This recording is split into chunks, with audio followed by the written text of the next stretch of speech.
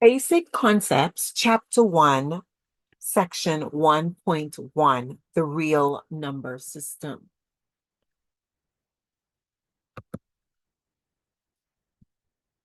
The objectives are as follows. First, to identify the subsets of the real numbers to which a given number belongs, as well as to identify which property of the real numbers is used in a given equation. Let's begin with the real number system. Types of numbers. We have our natural numbers. These are known as our counting numbers. They are also the set of positive integers. Our counting number starts at 1 and it goes on to positive infinity. The natural numbers are represented by a capital N, sometimes a fancy N with a double strip. Next, we have the set of whole numbers. The whole numbers are our natural numbers along with the number 0. So we have W representing a set of whole numbers is equal to the set 0, 1, 2, positive infinity. We also have the set of integers. The set of integers would include the set of whole numbers along with our the negative of all the natural numbers, for lack of a better term. So we would go from negative infinity straight to positive infinity, including 0. Next, we have the set of rational numbers. The rational numbers would include all that we've included so far, the integers, as well as all quotient of integers. That is, all numbers that can be written as a fraction. For example, we know that -3 can also be written as a fraction because -3 is the same thing as -3 over 1.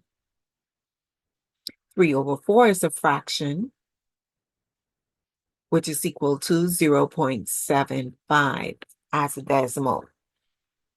We also have 0.5. This is a rational number. It can be written as a fraction. It is the same thing as 5 over 10 or 1 over 2. So that's our set of rational numbers. And then we have the set of irrational numbers. The set of irrational numbers are numbers that cannot be written or expressed as a fraction, that is, as a quotient of integers. It's represented with the Q, with a prime symbol. These would include numbers such as pi, which is 3.14 and goes on and on and on. It has no end. The exponential value, and the square root of 2. All of these together make up the real number system.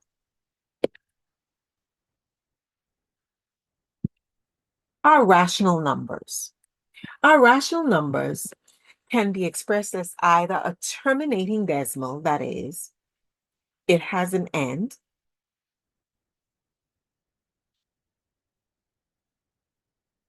or a repeating decimal,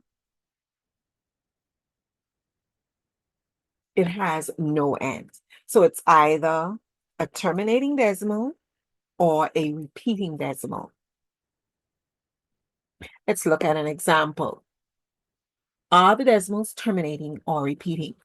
We have 4 over 15, and we can check our calculators by taking the 4 and dividing it by 15. This then gives us 0.266666, and the 6 is being repeated straight through. So this is a repeating decimal. 4 over 15 is a repeating decimal, but it is a rational number. Next, we have 3 over 8. We do the same thing. We divide the numerator 3 by the denominator 8, and we get 0.375. 0.375. This number terminates. So we have here a repeating a repeating decimal,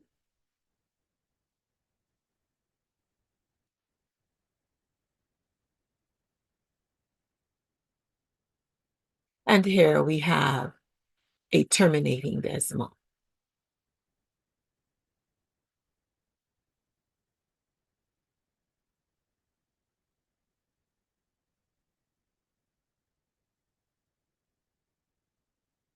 Next, we have the irrational numbers.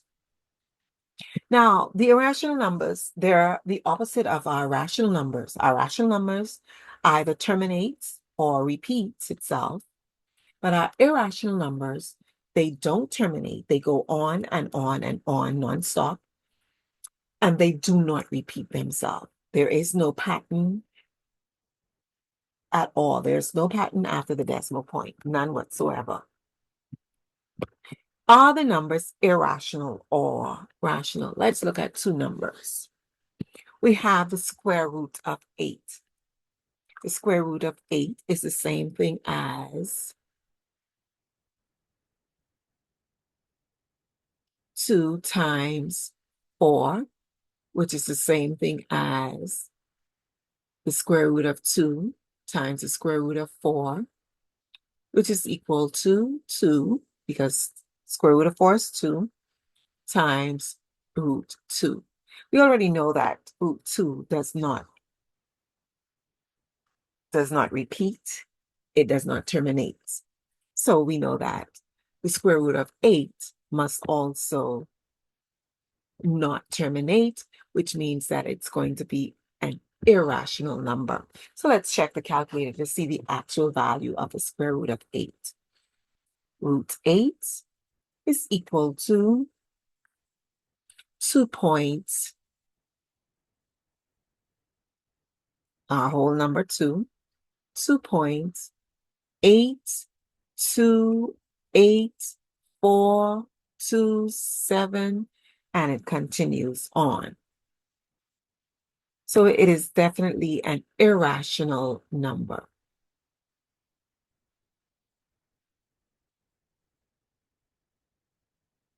Next, we have,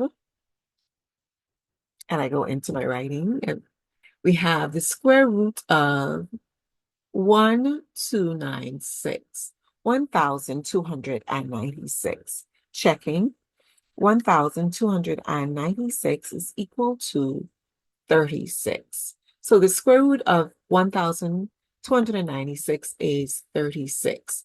This is a rational number. In fact, specifically, we can say that it is rational, but we can also say that it is a natural number, it's a whole number, and it's an integer. So, to answer the question, is it irrational or rational? It is rational.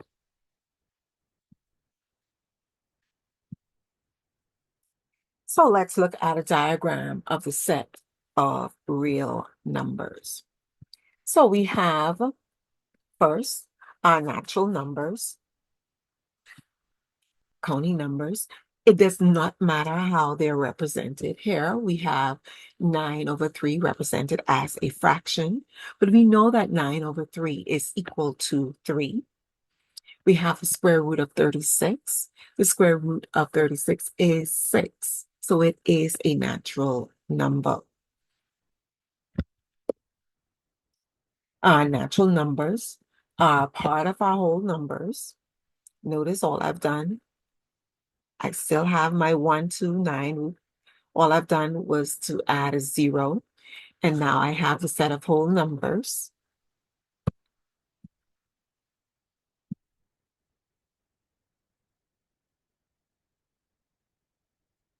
Now I have my integers Notice now that my integers would include my whole numbers.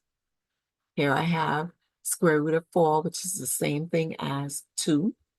I have 6 over 2, which is the same thing as 3. And to the left of 0, I have negative 1, negative square root 4, negative 6 over 2. So negative square root 4 is going to be negative 2. Negative 6 over 2 is the same thing as negative 3. And we have, it should be negative 4. Continuing. Next, we have our rational numbers.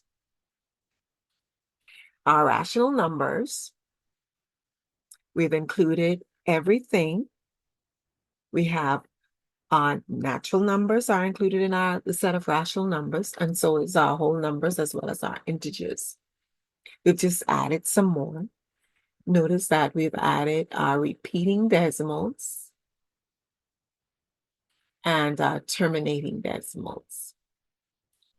Again, we have a fraction, and you would note that this is also a repeating decimal because negative 8 over 3, we can go into 8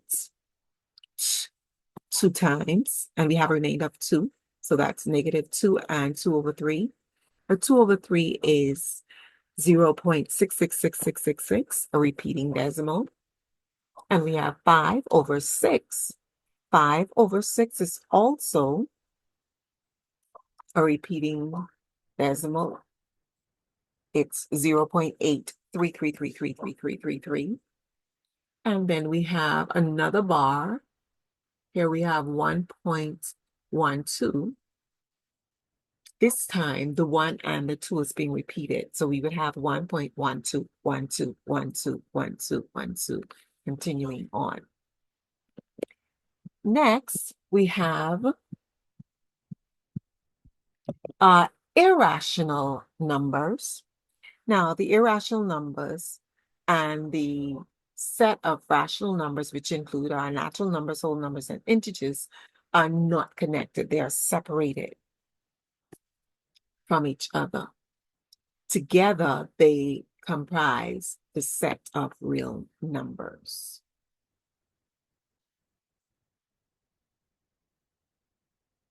So let's look at some examples.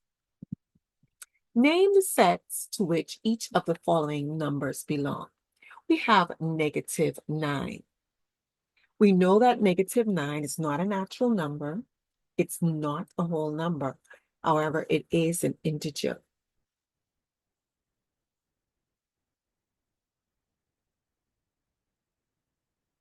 It's an integer as well as a rational number because it can be written as a fraction, negative 9 over 1.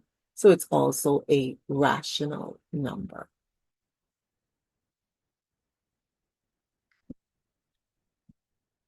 Four over 5. This is just a fraction, so it's only a rational number. It's also a decimal, and a decimal, we know that is a rational number. 4 over 5 is the same thing as 0.8. It's terminating. It terminates. It has an end. Next, we have 0.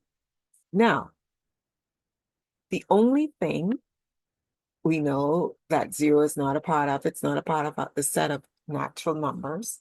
But once we include this, it's a whole number.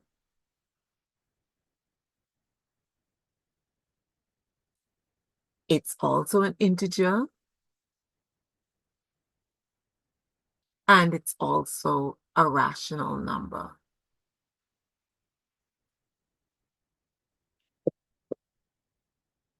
Zero 0.25. 0.25 can also be written as a fraction. It's 225 over 100. Can be written as a fraction. Therefore, it is a rational number.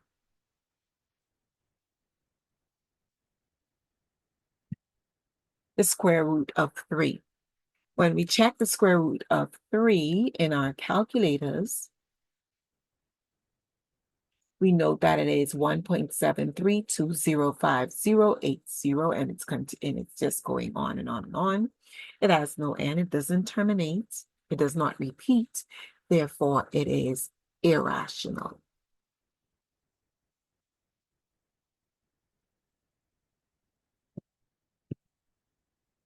Rational number. We now have 9.2. It's a decimal. Same thing as 9 and 2 over 10. 9 and 2 over 10 is 9 times 10 is 90 plus 2 is 92 over 10. Can be written as a fraction, mixed number fraction, or improper fraction. Therefore, we know that it is a rational number.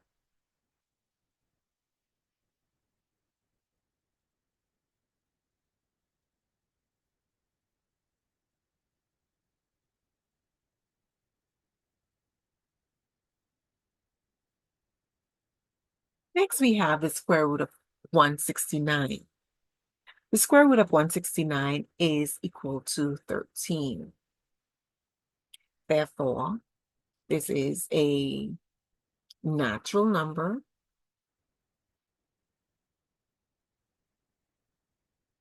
It's a whole number. It's an integer.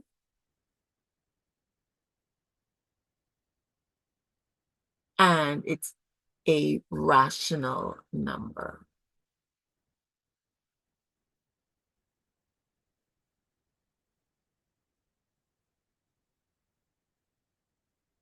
So that's a set of real numbers. Now let's look at the properties of real numbers. There are several properties of real numbers. Please note each one of them. We have the commutative property of addition. The commutative property of addition tells us that it does not matter how we add two numbers together, we're going to end up with the same result. Two numbers can be added in any order. The order does not matter. A plus B is the same thing as B plus A. For example, we have 5 plus 6, which is 11. It's the same thing as 6 plus 5, which is also 11. Also, 2x plus 3 is the same thing as 3 plus 2x. No matter how we add the two, the order does not change the results. The associative property of addition. Now, they're both properties of addition, but look at the difference now. When three numbers are being added, it makes no difference which two are being added first. Now, notice the way these are being added. We have A plus B plus C on both left and right sides. Same order, A plus B plus C. However, we have a change in where we have our brackets. On the left, we have our brackets being applied to the first two, and on the right, our brackets being applied to the last two. So on the left, we add the first two together, and then we add the third. On the right, we leave the first alone. We add the last two, and then we add the first. So again, there is a difference between the two. The commutative property, we're adding two numbers together, and we switch the order. The associative property, we're adding three numbers. The order remains the same. However, we add the two different ones at the beginning, and then the third one. The opposite side, we do the reverse. We leave the first one alone, and we add the last two first, and then we add the first one to that sum.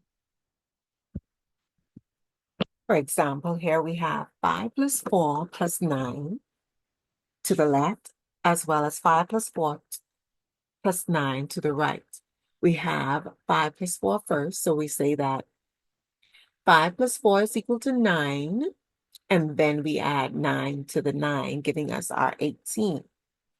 Here now we leave the 5 alone, and we add the last two digits, the 4 plus the 9, which is 13.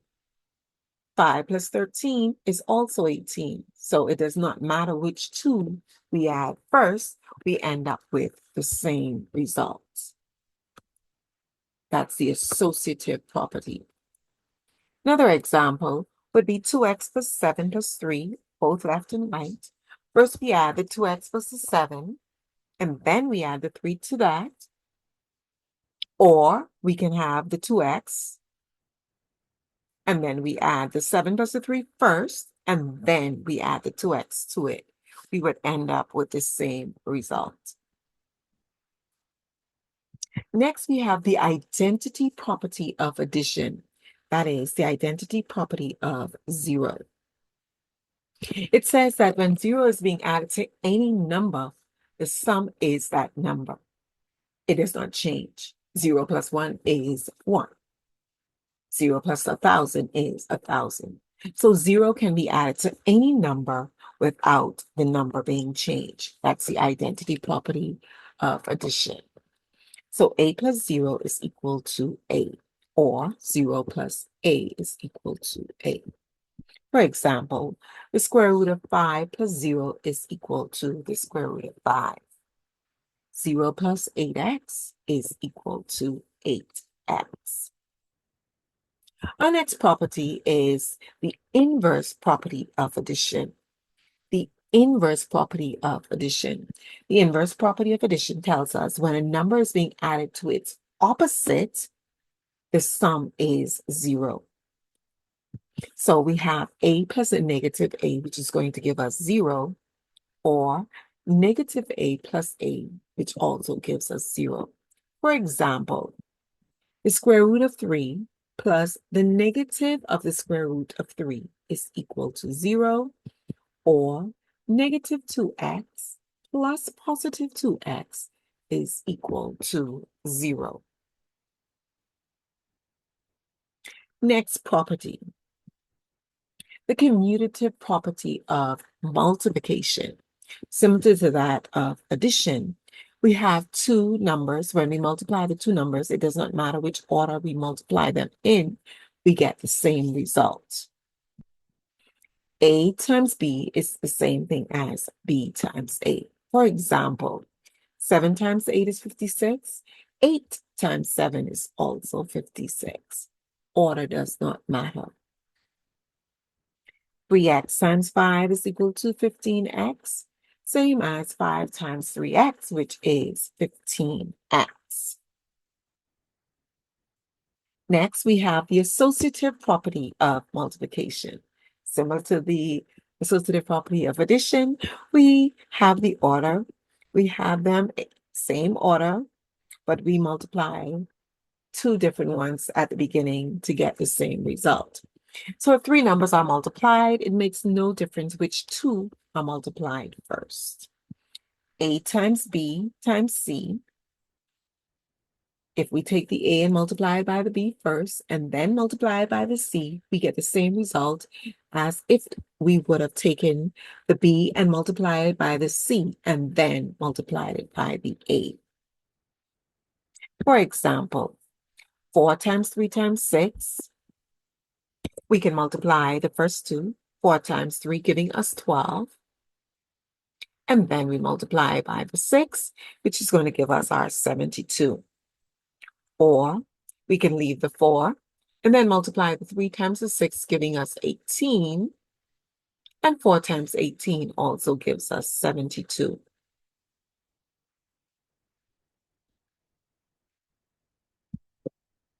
So it does not matter which two we multiply first.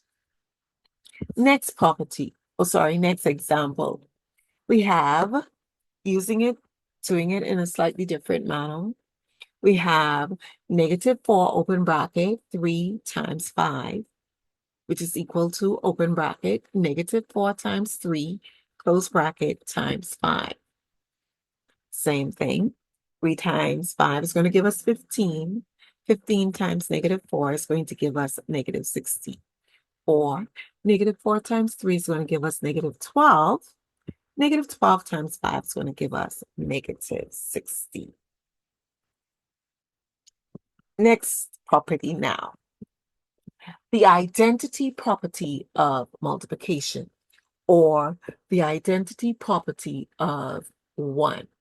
The identity property of 1 says that when 1 is multiplied by any number, the result is that number. So a times 1 or 1 times a will still be a. For example, 5x times 1 is equal to 5x, and 1 times root 2 is equal to root 2.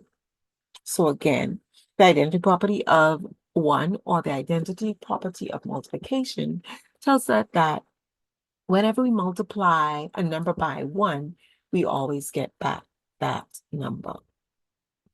Continuing with our properties, we have the inverse property of multiplication. The inverse property of multiplication tells us that when a number is multiplied by its reciprocal, the multiplicative inverse, the product is 1. A multiplied by 1 over A is equal to 1.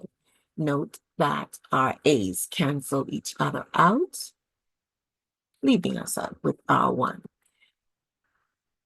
In doing this, we have to make sure that A is not equal to 0. For example,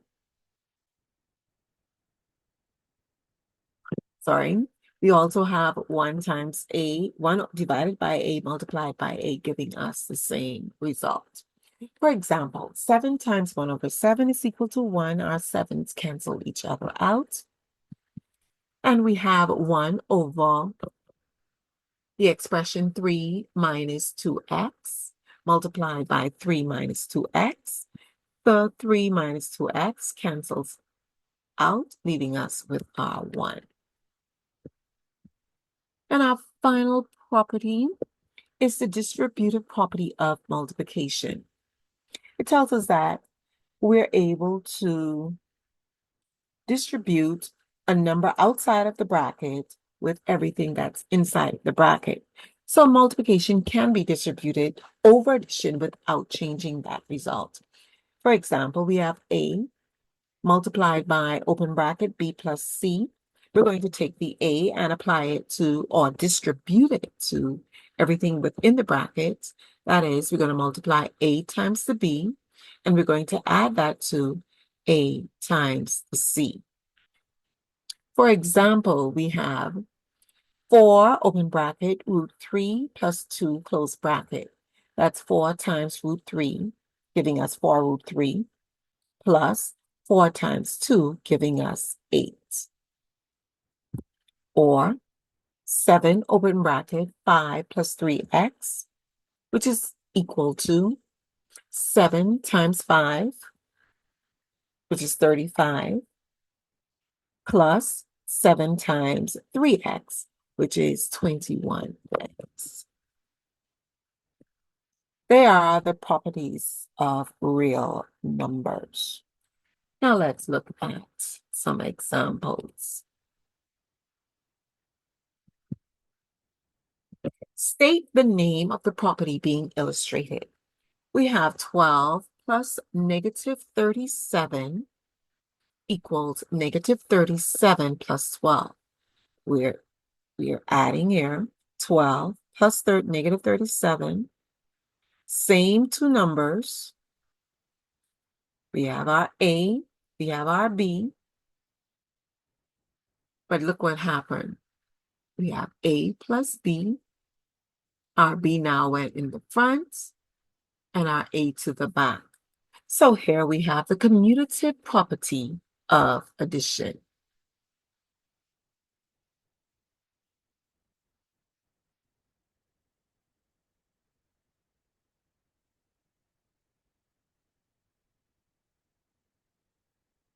It is not good enough to say the commutative property.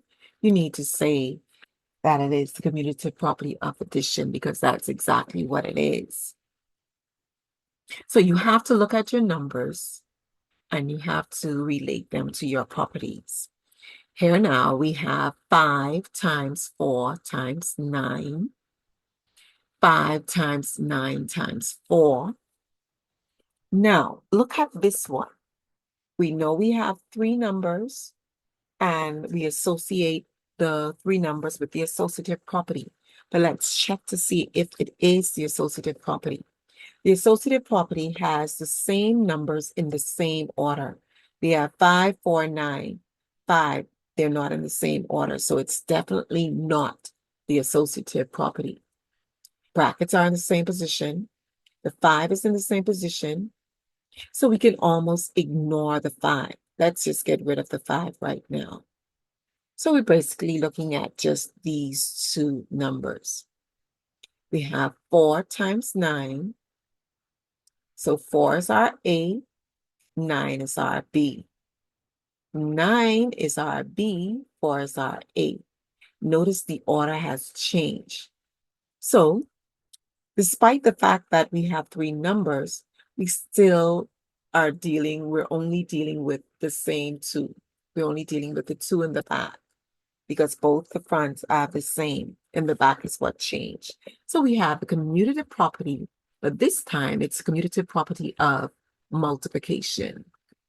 Commutative.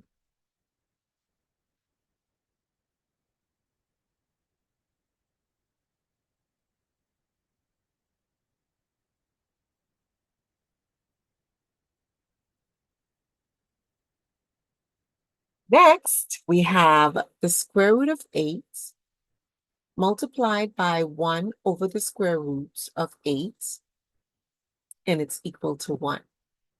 We have the square root of 8.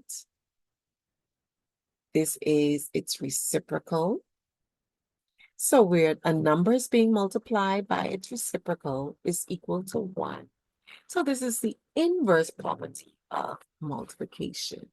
The inverse property of multiplication.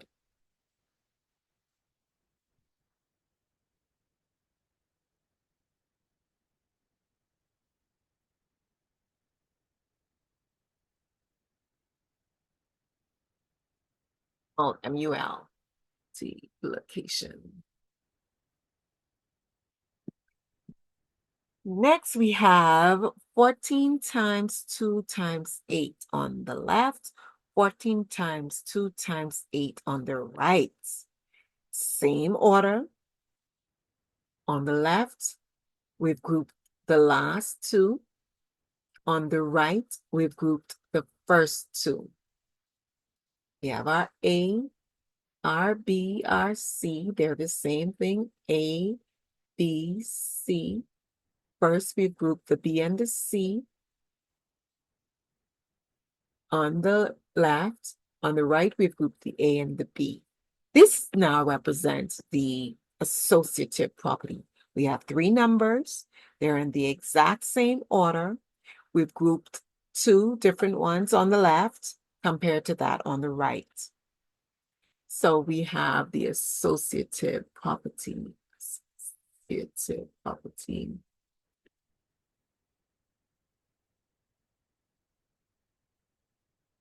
of multiplication.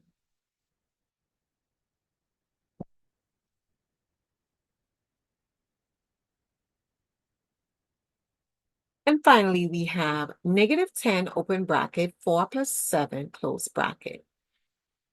Negative 10, open bracket, 4 plus 7, close bracket is equal to negative 40 plus negative 70. Here we have negative 10 times 4 is negative 40. Negative 10 times 4 is negative 40, yes.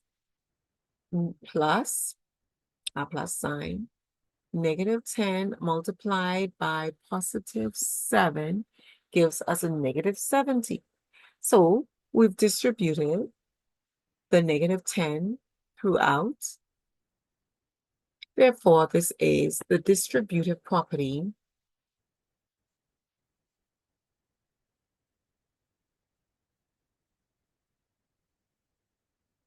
of multiplication property.